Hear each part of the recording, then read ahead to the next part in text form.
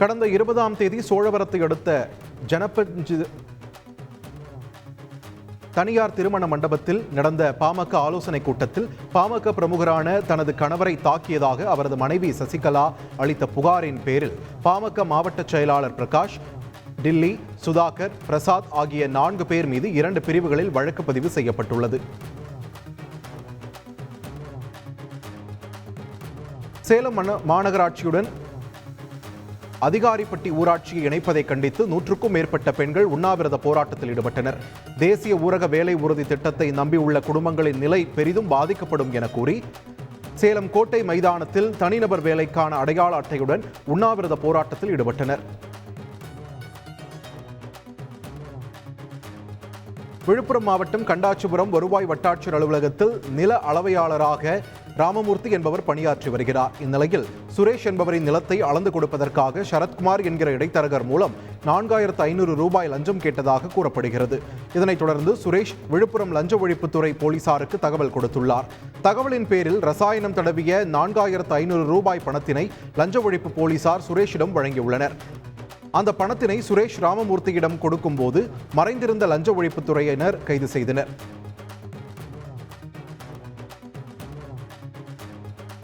திண்டுக்கல் மாவட்டம் நூத்தலாபுரம் ஊராட்சி தும்மலப்பட்டியில் மாசு கட்டுப்பாட்டு வாரியம் சார்பில் பொது உயிரியல் மருத்துவ கழிவு சுத்திகரிப்பு மற்றும் வெளியேற்று நிலையம் அமைப்பது தொடர்பாக கருத்து கேட்பு கூட்டம் நடைபெற்றது.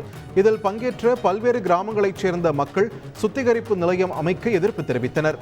சுத்திகரிப்பு கம்பெனிக்கு ஆதரவாக பேச பணம் கொடுத்து சிலர் ஆட்களை கூட்டி வந்ததாகவும் குற்றம் சாட்டி கோட்டாட்சியர் சக்திவேலை பொதுமக்கள் முற்றுகையிட்டதால் கருத்து கேட்பு கூட்டம் பாதியிலேயே நிறுத்தப்பட்டது. தஞ்சாவூர் மாவட்டம் பாபநாசம் தாலுகா கணபதி அக்ரஹாரம் ஊராட்சியில் மக்களுடன் முதல்வர் சிறப்பு முகாம் மாவட்ட ஊராட்சி செயலாளர் பாரதிதாசன் தலைமையில் நடைபெற்றது. அப்போது மணலூர் கிராமத்தைச் சேர்ந்த திருநங்கைகள் இலவச வீட்டுமனை பட்டா வழங்க கோரி முகாம் அமைக்கப்பட்டிருந்த மண்டபத்தின் அருகில் சாலையோரத்தில் அமர்ந்து போராட்டத்தில் ஈடுபட்டனர்.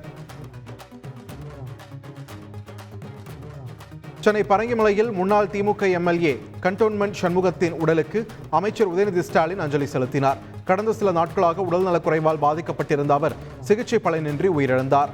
பட் ரோட்டில் உள்ள அவரது இல்லத்தில் வைக்கப்பட்டிருந்த உடலுக்கு அமைச்சர் உதயநிதி ஸ்டாலின், அமைச்சர் தாமு அன்பரசன் மற்றும் எம்பி தயாநிதி மாறன் ஆகியோர் அஞ்சலி செலுத்தினர்.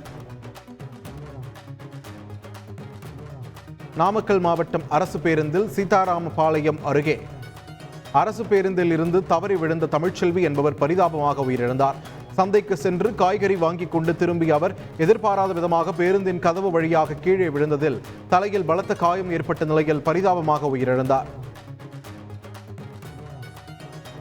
திண்டிவனம் அருகே முப்புளி கிராமத்தின் ஊராட்சி மன்ற தலைவரான சந்திரசேகர் கிராமத்தில் உள்ள மாரியம்மன் கோவில் கும்பாபிஷேக பணிகள் குறித்து பேசிக் கொண்டிருந்த போது முன்விரோதம் காரணமாக அக்கிராமத்தைச் சேர்ந்த சதீஷ் மற்றும் விமல் ஆகியோர் சரமாரியாக அவரை தாக்கியுள்ளனர். தாக்கிவிட்டு தப்பியோடிய அவர்கள் குறித்து சந்திரசேகர் அளித்த புகாரின் பேரில் போலீசார் விசாரணை நடத்தி வருகின்றனர்.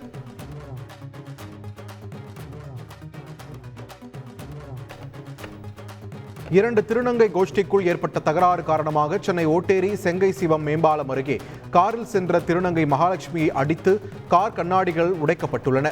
இந்த விவகாரத்தில் மற்றொரு திருநங்கை சிறுவன் உட்பட 3 பேர் கைது செய்யப்பட்டுள்ளனர். திருநங்கை அப்பு என்கிற ஹாசியின் வீட்டில் இருந்தவர்கள் மீது திருநங்கைகள் சிலர் தாக்குதல் நடத்திய நிலையில் அப்புவுக்கு ஆதரவாக மகாலட்சுமி தரப்பு திருநங்கைகள் காவல் நிலையம் வந்து சென்ற நிலையில் இந்த தாக்குதல் நடந்துள்ளது. சிவகங்கை மாவட்டம் காரைக்குடியில் வாடகை செலுத்தாததால் அரசு மண்ணெண்ணெய் விநியோக மையத்திற்கு நகராட்சி அதிகாரிகள் சீல் வைத்தனர். இதனால் மண்ணெண்ணெய் வாங்க வந்த முதியோர் மற்றும் பெண்கள் ஏமாற்றமடைந்தனர். மாவட்ட நிர்வாகம் செயலிழந்த நிர்வாகமாக இருக்கிறதோ என்ற ஐயம் ஏற்பட்டுள்ளதாக அரூரில் நடந்து வரும் காத்திருப்பு போராட்டத்தில் கந்தர்வக்கோட்டை சட்டமன்ற உறுப்பினர் சின்னதுரை குற்றம் சாட்டியுள்ளார். பட்டா வழங்க வலியுறுத்தி அகில இந்திய விவசாய தொழிலாளர்கள் சங்கம் சார்பில் நடத்தப்பட்ட போராட்டத்தில் கலந்து கொண்ட அவர் இவ்வாறு கூறினார்.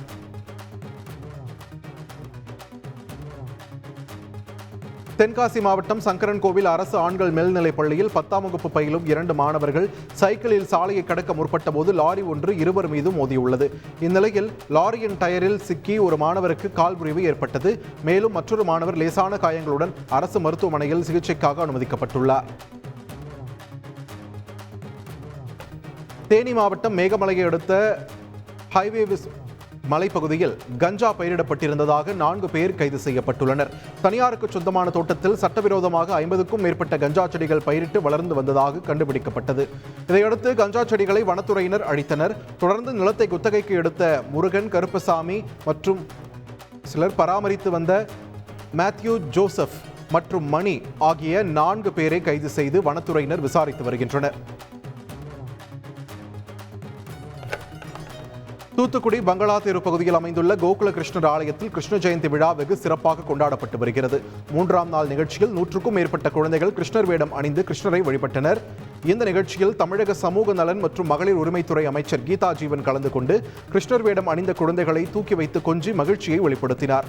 கிருஷ்ணர் வேடம் அணிந்த குழந்தைகளுக்கு பரிசு பொருட்கள் வழங்கப்பட்டன.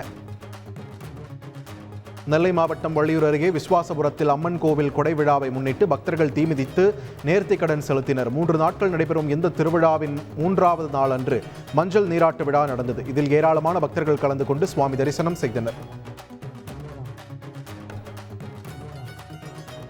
உதகை நகரில் சமீப காலமாக காட்டெருமைகளின் நடமாட்டம் அதிகரித்து வருகிறது. கூட்டமாக உலாவும் காட்டெருமைகளால் பொதுமக்கள் அச்சமடைந்துள்ளனர். இந்த காட்டெருமை கூட்டம் இன்று காலை சாலைக்கு வந்ததால் பள்ளி மாணவ மாணவிகளும் பேருந்துக்காக காத்திருந்த பயணிகளும் அச்சமடைந்தனர். காலை மாலை நேரங்களில் தொடர்ந்து உதகை நகர பகுதியில் உலாவரும் இந்த காட்டெருமை கூட்டத்தை வனத்துறையினர் கண்காணித்து அடர் வனப்பகுதிக்கு விரட்ட வேண்டும் என்றும் அவர்கள் கோரிக்கை விடுத்துள்ளனர்.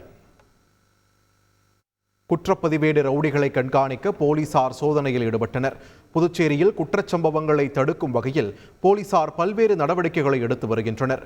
இந்நிலையில் ஆபரேஷன் திரிஷூல் என்ற பெயரில் குற்றப்பதிவேடு ரவுடிகளின் நடவடிக்கைகளை கண்காணிக்கும் வகையில் புதுச்சேரி முழுவதும் ரவுடிகள் மற்றும் கஞ்சா விற்பனை செய்பவர்களின் வீடுகளில் போலீசார் அதிரடி சோதனை மேற்கொண்டனர்.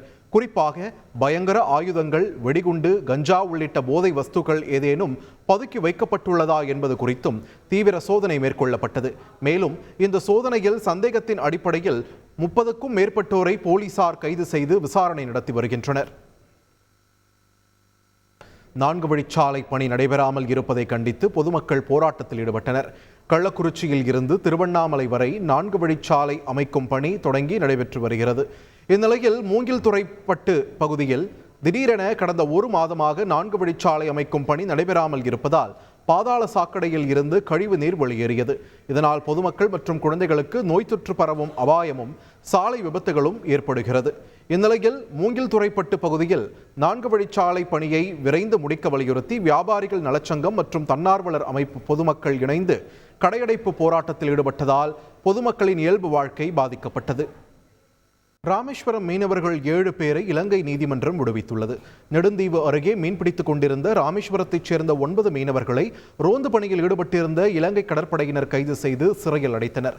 இந்நிலையில் சிறைக்காவல் முடிந்து 9 மீனவர்களையும் நீதிமன்றத்தில் ஆஜர்படுத்தி விசாரணை நடத்திய நீதிபதி 7 பேரை விடுதலை செய்து உத்தரவிட்டார். மேலும் 2 பேருக்கு ஓராண்டு சிறை தண்டனை விதித்து உத்தரவு பிறப்பித்துள்ளார். ஈரோட்டில் கிருஷ்ண ஜெயந்தியை முன்னிட்டு வழுக்கு மரம் ஏறும் போட்டி நடைபெற்றது. 7 அணிகளைச் சேர்ந்த இளைஞர்கள் பங்கேற்ற இந்த போட்டியில் பவானியைச் சேர்ந்த அணியினர் வழுக்கு மரத்தின் உச்சியில் வைக்கப்பட்டிருந்த மாலை மற்றும் வேட்டியை எடுத்து பழங்களை தூக்கி வீசி வெற்றி பெற்றனர். இந்த அணியினரே கடந்த ஆண்டும் வெற்றி பெற்றனர் என்பது குறிப்பிடத்தக்கது.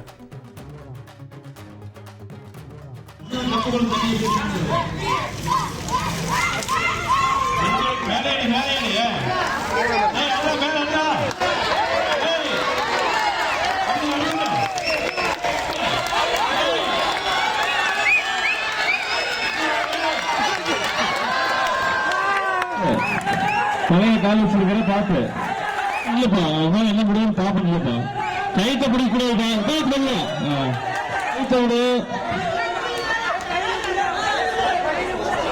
ஓகே. சிவகங்கை மாவட்டம் கொல்லங்குடி முத்துமாரியம்மன் கோவில் முளைப்பாரி திருவிழாவை முன்னிட்டு இரட்டை மாட்டு வண்டி பந்தயம் மற்றும் குதிரை பந்தயம் நடைபெற்றது. வெற்றி பெற்ற மாட்டு வண்டி உரிமையாளர்கள், குதிரை வண்டி உரிமையாளர்களுக்கு பரிசுகள் வழங்கப்பட்டது. இப்போட்டியினை அழகாபுரி, காளையார் கோவில் உள்ளிட்ட பகுதியைச் சேர்ந்த மக்கள் உற்சாகமாக கண்டுகளித்தனர். திண்டுக்கல் மாவட்டம் நிலக்கோட்டை அருகே விளாம்பட்டியில் யோகேஸ்வரன் எனும் மாணவர் கடந்த 26ஆம் தேதி தனியார் பேருந்து மோதிய விபத்தில் பலத்த காயங்களுடன் அரசு மருத்துவமனையில் சிகிச்சைக்காக சேர்க்கப்பட்டிருந்தார். யோகேஸ்வரன் மூளைச்சாவு அடைந்ததை அடுத்து அவரது பெற்றோர்களிடம் தகவல் தெரிவிக்கப்பட்டது. அதனைத் தொடர்ந்து யோகேஸ்வரனின் பெற்றோர்களின் சம்மதத்துடன் மாணவனின் உடல் உறுப்புகள் தானமளிக்கப்பட்டது.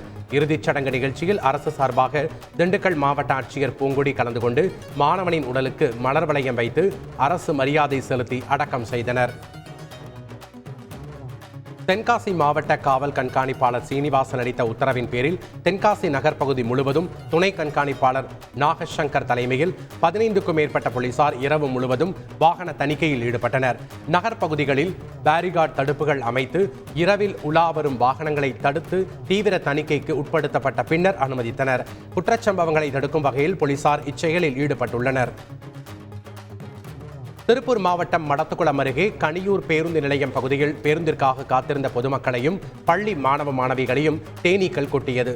இதில் காயமடைந்த 20க்கும் மேற்பட்டவர்கள் கனியூர் அரசு ஆரம்ப சுகாதார நிலையத்தில் சிகிச்சை பெற்றனர். மருத்துவமனையில் சிகிச்சை பெற்று வருபவர்களை பொள்ளாச்சி மக்களவை உறுப்பினர் ஈஸ்வரசாமி, மடத்துக்குளம் வட்டாட்சியர் பானுமதி நேரில் சந்தித்து நலம் விசாரித்தனர். பின் தேன்கூடு தீயணைப்புத்துறை வீரர்களால் அப்புறப்படுத்தப்பட்டது.